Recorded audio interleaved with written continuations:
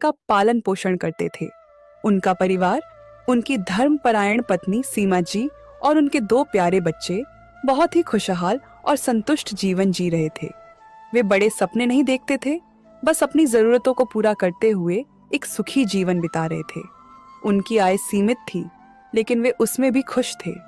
उनके पास शहर के बाहरी इलाके में एक छोटा सा प्लॉट भी था, जिसकी कीमत उस समय लगभग 5 से 6 लाख रुपए थी। यह प्लॉट उनके लिए भविष्य की एक छोटी सी पूंजी था, लेकिन नियति को कुछ और ही मंजूर था। जीवन की खुशहाली को नजर लग गई।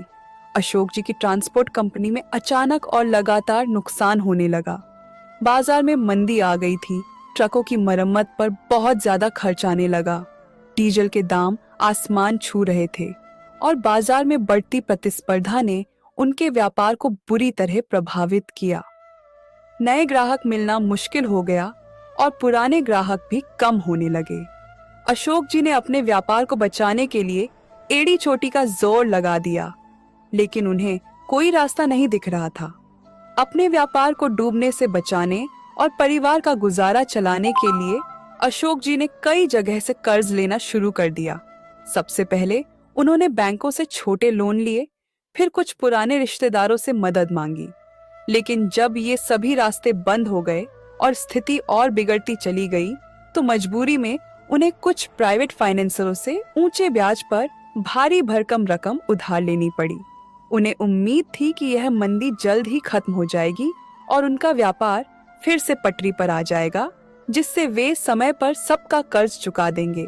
लेकिन उनकी यह उम्मीद पूरी नहीं हुई। परिस्थितियां और भी बदतर होती चली गई। देखते ही देखते उन पर लाखों का कर्ज बढ़ता चला गया। पहले 1 लाख, फिर 10 लाख, 20 लाख, 30 लाख और एक समय ऐसा आया जब उन पर कुल 40 लाख रुपए का पहाड़ जैसा कर्ज हो चुका था। यह रकम उनके लिए एक दुस्वप्न बन गई थी। अशोक जी और सीमा जी की रातों की नींद उड़ गई थी। हर सुबह एक नई चिंता और एक नया डर लेकर आती थी। घर में बच्चों की पढ़ाई, उनके भविष्य और 2 वक्त के खाने पीने का भी संकट आ गया था।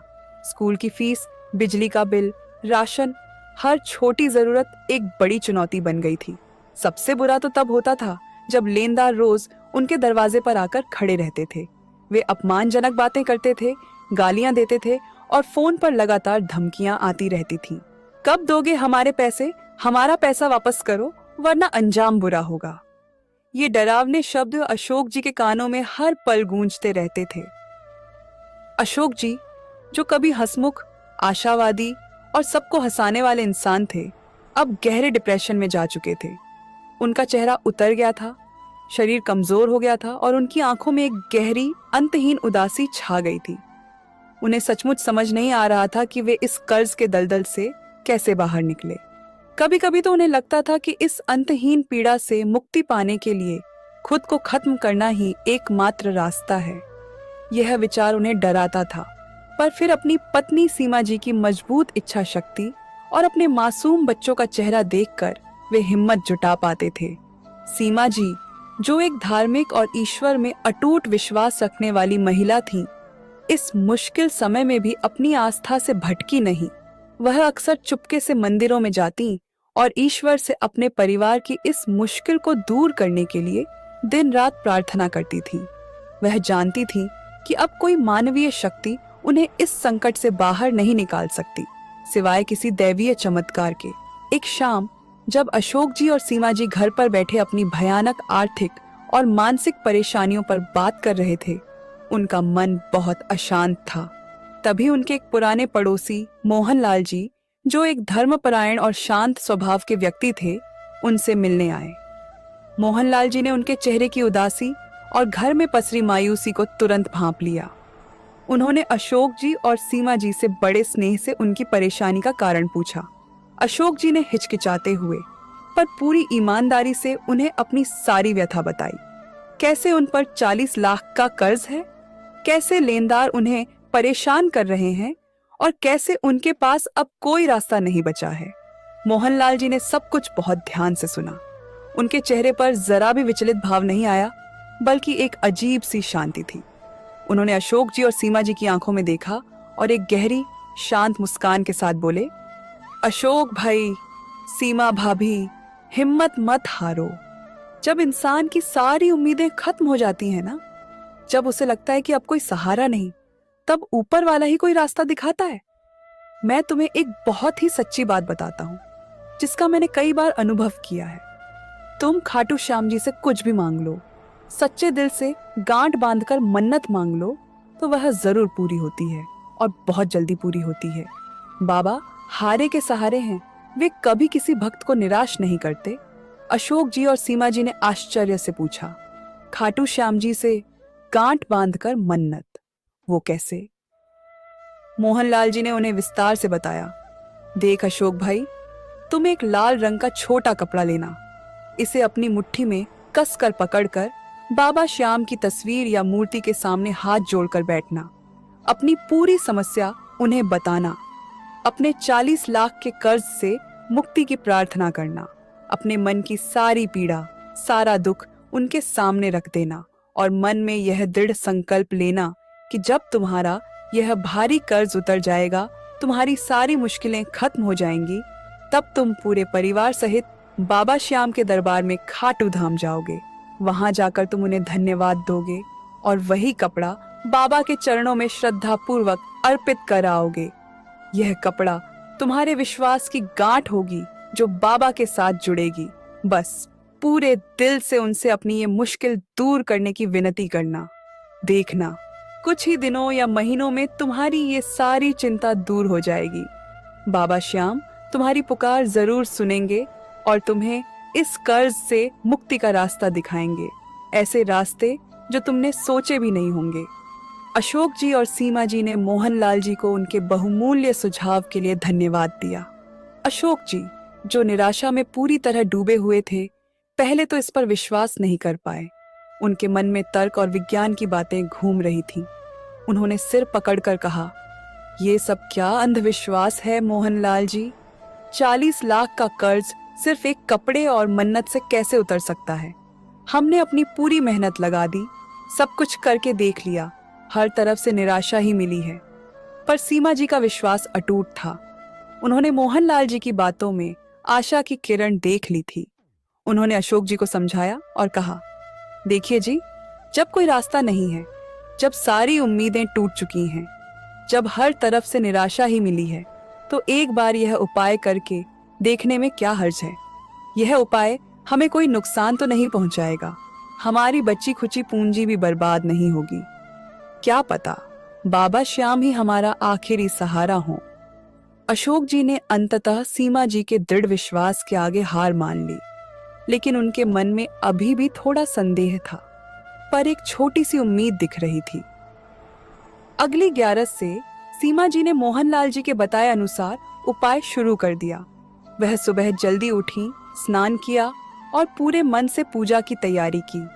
उन्होंने एक छोटा लाल कपड़ा लिया और बाबा श्याम की तस्वीर के सामने, जहां उन्होंने एक छोटा सा दीपक जलाया था, बैठ गईं। उन्होंने पूरी एकाग्रता के साथ अपनी समस्या बाबा को बताई। उन्होंने मन ही मन 40 लाख के कर्ज से मुक्ति की प्रार्थना की और बाबा को धन्यवाद देने के लिए वही कपड़ा खाटू धाम में अर्पित करने का संकल्प लिया। उनकी आंखों में आंसू थे जो उनकी पीड़ा दर्शा रहे थे, लेकिन उन आंसुओं में अब उम्मीद की एक नई चमक भी थी। यह प्रक्रिया उन्होंने पूरी श्रद्धा और नियम से की। हर 11 को वह यह अनुष्ठान करती। पहले कुछ दिनों और 11 तक तो कुछ खास फर्क नहीं पड़ा। लेनदार अभी भी दरवाजे पर आते थे। उनकी बातें कड़वी थीं और आर्थिक तंगी जस की तस बनी हुई थी। अशोक जी का संदेह भी बरकरार था और कभी कभी वे सीमा जी से कहते थे कि इन सब से कुछ नहीं होगा, लेकिन सीमा जी ने हार नहीं मानी। उनका विश्वास हर गुजरते दिन और हर 11 के साथ और मजबूत होता गया। वह हर सुबह और शाम बाबा से प्रार्थना करती थीं कि उनका कर्ज उतर जाए और उनके परिवार को शांति और खुशहाली वापस मिले। वह महसूस करती थीं कि हर बार जब वह बाबा से बात करती हैं तो उनके मन का बोझ थोड़ा हल्का हो जाता है। उन्हें एक असीम शांति का अनुभव होने लगा था, मानो बाबा स्वयं उनके साथ हों। घर के माहौल में भी थोड़ी सकारात्मकता आने लगी थी। अशोक जी भी अब पहले की तरह हमेशा चिड़चिड़े नहीं रहते थे। और फिर एक दिन वह अकल्पनीय चमत्कार हुआ जिसकी उन्होंने कभी कल्पना भी नहीं की थी। एक ऐसा चमत्कार जिसने उनके जीवन की दिशा ही बदल दी। अशोक जी को उनके मोबाइल पर एक अप्रत्याशित फोन आया। यह फोन किसी प्रॉपर्टी डीलर का था जो उनके छोटे से प्लॉट के बारे में बात करना चाहता था। अशोक जी पहले तो हिचकिचाए, क्योंकि वह प्लॉट शहर से काफी बाहर था और उन्हें लगता था कि उसकी कीमत वही पुरानी 5 से 6 लाख रुपए होगी, जिससे उनका इतना बड़ा कर्ज तो क्या, उसका ब्याज भी नहीं उतरने वाला था। उन्होंने सोचा कि शायद कोई ग्राहक सस्ते में खरीदकर फायदा उठाना चाहता होगा, लेकिन डीलर की अगली बात सुनकर अशोक जी के होश उड़ गए। डीलर ने उन्हें बताया कि हाल ही में सरकार ने उस क्षेत्र से एक नया नेशनल हाईवे निकालने का फैसला किया है। और सबसे हैरान करने वाली बात यह थी कि अशोक जी का छोटा सा प्लॉट, जो कभी बेमोल लगता था, वह ठीक उस नए हाईवे के किनारे आ रहा था। यह सुनकर अशोक जी की सांसें अटक गईं। डीलर ने उन्हें बताया कि इस सरकारी घोषणा के बाद उस प्लॉट की कीमत रातों रात कई गुना बढ़ गई है। उसकी अनुमानित बाजार कीमत अब लगभग 60 लाख रुपए हो चुकी है। यह सुनते ही अशोक जी के हाथ से फोन छूटने वाला था। उन्हें अपनी कानों पर विश्वास नहीं हो रहा था। 60 लाख रुपए, यह तो उनके 40 लाख के कर्ज से कहीं ज्यादा था। यह एक ऐसा अवसर था जो पूरी तरह अप्रत्याशित था और ऐसे समय में आया था जब उन्हें इसकी सबसे ज्यादा जरूरत थी, जब हर तरफ से सारे रास्ते बंद हो चुके थे। अशोक जी ने महसूस किया कि यह कोई महज संयोग नहीं था, कोई किस्मत का खेल नहीं था। यह निश्चित रूप से बाबा श्याम की ही असीम कृपा थी, उनकी पत्नी सीमा जी के अटूट विश्वास और उनकी सच्ची मन्नत का ही फल था। उनके शरीर में एक नई ऊर्जा का संचार हो गया। अशोक जी ने बिना देर किए तुरंत उस प्रॉपर्टी डीलर से मुलाकात की। डीलर ने बताया कि हाईवे परियोजना के कारण ऐसे प्लॉट्स की भारी मांग है। कुछ ही दिनों की बातचीत और कागजी कार्यवाही के बाद उस छोटे से प्लॉट का सौदा 60 लाख रुपए में तय हो गया। जो प्लॉट कभी उन्हें बेमोल लगता था, जो कभी उनके किसी काम का नहीं लगता था, वह आज उनके लिए सौभाग्य का द्वार बन गया था, जिसने उनके पूरे परिवार की तकदीर बदल दी थी। जैसे ही उन्हें प्लॉट के बिकने से पैसा मिला, अशोक जी ने सबसे पहले ऊंचे ब्याज वाले प्राइवेट फाइनेंसरों का कर्ज चुकाया, जिन्होंने उनके जीवन को नरक बना रखा था। फिर उन्होंने बैंकों का लोन और रिश्तेदारों का उधार भी चुकाया। अब लेनदार उनके दरवाजे पर नहीं आते थे, फोन पर धमकियां नहीं आती थीं और ना ही कोई अपमानजनक शब्द बोलने की हिम्मत करता था। घर में एक बार फिर से शांति और खुशहाली लौट आई थी। वह भय का माहौल पूरी तरह से खत्म हो चुका था। देखते ही देखते कुछ ही महीनों में अशोक जी ने अपने 40 लाख रुपए का सारा कर्ज उतार दिया। यह एक अविश्वसनीय उपलब्धि थी, जिसे कुछ महीने पहले तक असंभव माना जा रहा था। उन्हें लगने लगा था कि वे कभी इस कर्ज से बाहर नहीं निकल पाएंगे। उनके पास अब भी अच्छी खासी रकम बची थी, लगभग 20 लाख रुपए। इस पैसे से उन्होंने अपने पुराने व्यापार को फिर से खड़ा किया और इस बार उन्होंने दोगुनी मेहनत, लगन और पूरे आत्मविश्वास के साथ काम किया। उन्होंने नई टेक्नोलॉजी अपनाई, अपने व्यापारिक संबंधों को मजबूत किया और पूरी ईमानदारी से काम किया। उनका व्यापार एक नई दिशा ले चुका था और वे अब पहले से भी